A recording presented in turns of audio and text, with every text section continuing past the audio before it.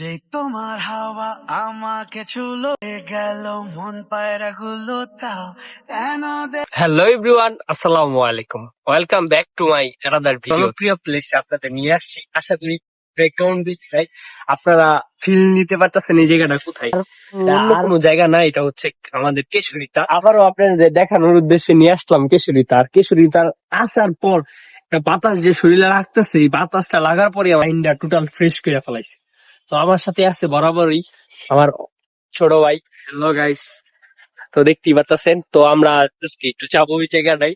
দেখেন তোমার হাওয়া আমাকে ছুলো উড়ে গেল মন পায়রা গুলো তাও কেন দেখেও দেখনি যে আসছি, মানে এই জায়গায় যে দাঁড়ায় আছি, রোদ্রটাও নাই আর কি টোটাল। আর ভিউটা তো লাজবাব। দেখেন একবার ভালো করে দেখাও একটু। ফ্যামিলি নিয়ে আসবেন, বাচ্চা ছোট ছোট বাচ্চা নিয়ে আসবেন, তাদের জন্য সুন্দর সুন্দর রাইডের ব্যবস্থা আছে, বিশেষ করে ছোট বাবুদের জন্য। বড়দের জন্য না, বড়দের জন্য ফিল, একমাত্র ফিল নিতে পারবেন। আর সবচেয়ে বেটার হবে আপনারা নৌকা নিয়ে ঘুরা। বিকাল টাইমে আসবেন, নৌকা নিয়ে ঘুরবেন, ওইটা একটু বেস্ট হবে। সেই লাগতেছে, সেই সেই আসার চেষ্টা করবেন।